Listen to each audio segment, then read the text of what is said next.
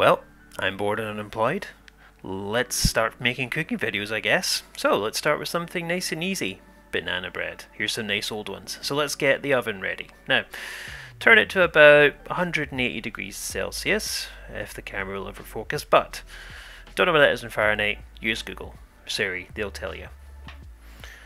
Next, we want to make sure the oven shelf is at around about the middle part of the oven. Yeah, it's definitely 180. If we can just get the door open. Ollie, you're kind of in the way here. So, make sure the shelf's in the middle of the oven. That's where the temperature's best. So, jiggle it a couple of times. I don't know why I did that, but let's just get that all closed up. Hi again, Ollie. Now, we can't use the big oven. Unfortunately, as you can tell by the fact it looks pristine and apart from all the dust, it's broken. And then the handle broke off. Just as a final FU to me for buying this house. But that's never worked in the entire 7 years I've lived here. Fantastic. Never mind. I hate you so much, big oven. But let's get on with the cooking. So the first thing we're going to do is get the bananas in a bowl and get them mashed. This wasn't a very pretty scene for me to film, so we'll just skip straight past that. It already looks disgusting. Ew. Next, we need to get ourselves the 140 grams of butter measured out onto a bowl and a scale. Nope, that's not enough. Let's get some more. That's still not enough. Okay, let's just keep cutting until they get enough. And okay, it looks like I've lost my temper here, never mind. But let's just try and get as close as you can to 140 grams. Eventually, get to 147 and give up. Next, we need to measure out the same amount in sugar. Just happen to use whatever sugar you have in the cupboard. Here, I think this is standard M&S granulated sugar. And what is my left hand doing? Okay, that's fine. I'm a little teapot. But you measure out 140 grams of sugar and butter in there. That one should be a lot easier. Apart if you don't spill it everywhere like I did. And dump it into the stand mixer like this. Now, we're going to also need to measure out the same amount in self-rising flour. Here's 140 grams from this comically large bag I bought.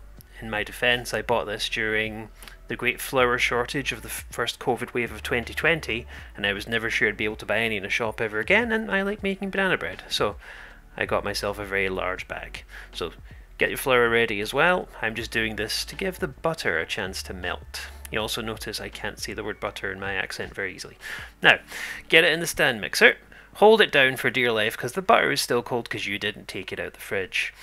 And eventually, it will start to melt and break down. You just got to hold on to the thing for dear life. Okay, I think it's safe enough now. So let's get ready for a little pointless action shot. So let's see. Yep, that's definitely sugar and butter in there, mixing themselves away. So we're just going to let that spin and spin and spin, and I don't know why I decided this was an essential shot. This was a lot of effort to get a shot of some sugar and butter in a bowl.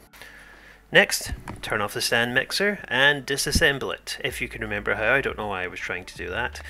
But the first thing you should do is get the beaters out and recover as much of the delicious butter and sugar mixture from inside the beaters as you can. And while you're there, have a little taste for yourself. It's delicious already. So as long as you don't mess up from here, you're going to do just fine.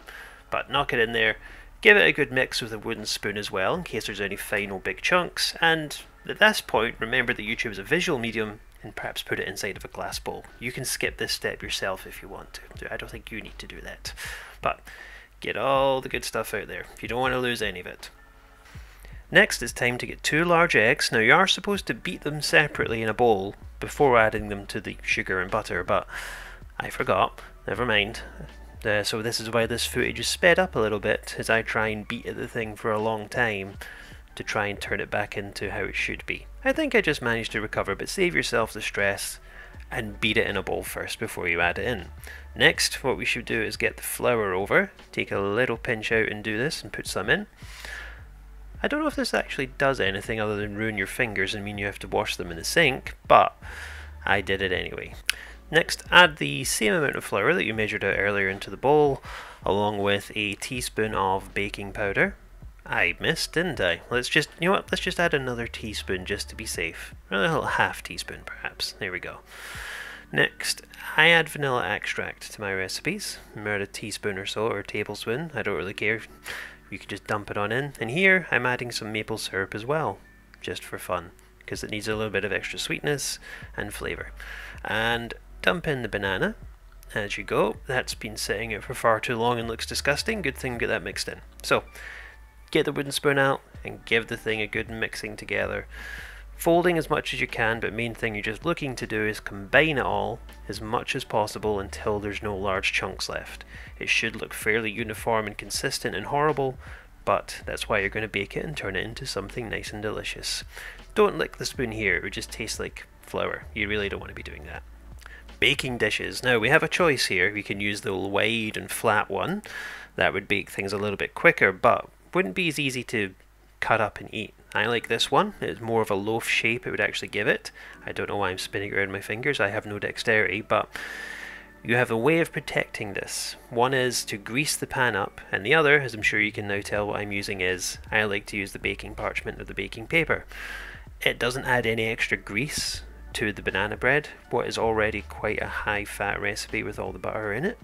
So if you were to then add more butter to the thing, you'd essentially be deep frying it, and all the butter would come out of the cake. So if you put this in here, this allows you to keep it as a nice consistent cake all in one piece using just the amount of butter you wanted to use. And I like to trim off the extra because I'm just worried it'll touch the side of the oven and catch on fire or something. I don't understand how the world works, and I just like doing things my own way. Now, push the thing down inside as much as you can before eventually giving up. Next, get your mixture. That is fairly disgusting looking. I don't think I'll need these action shots in my other videos going forward if I keep making these, but get the mixture, make sure it looks fairly disgusting and uniform. This shot's still going, huh? Next, you're going to want to take the mixture and put it into the awaiting baking tray and on top of the paper. Nice easy step here, so we'll just skip all this. The oven will definitely be preheated by now, so hello Ollie. Let's just pop it in the oven, close the door, and instantly through the magic of editing and apparently the world's shakiest camera, we'll see how it looks after 40 minutes in the oven. And looks pretty good. Got a nice colour going so far, bubbling around the edge. Let's just stick a tester in and see if it comes out clean, and no. Now I know you can't see that because the camera's all fuzzy, but nope, yeah, it's definitely not going to focus even if you try and disappear behind the shot. So let's just get this back in the oven. After a further 20-minute stint in the oven that night, it was finally ready. I gave it a quick test with the stick and made sure it was all okay, which is nice. Let it sit in the tin for 10 minutes before transferring it onto a wire rack, and that's just so it can properly cool down and all the steam and everything can escape, because if you don't do that, it's going to turn into a soggy mess. And you play the waiting game yet again. Oh, that's the point where I lost my mind. But eventually it will cool down, it will be solid enough there for you to cut into it. It was an okay result that night, clearly. It's sunk a little bit, but I think I was just very impatient and wanted to go to bed, but still proud of it. At least look at me showing off to the camera and everything. And once you've had yourself a little taste, just to make sure it's turned out nice, let's just wait and see how he reacts. Oh, little bounce. Yep, yeah, I think he likes it, so there you go.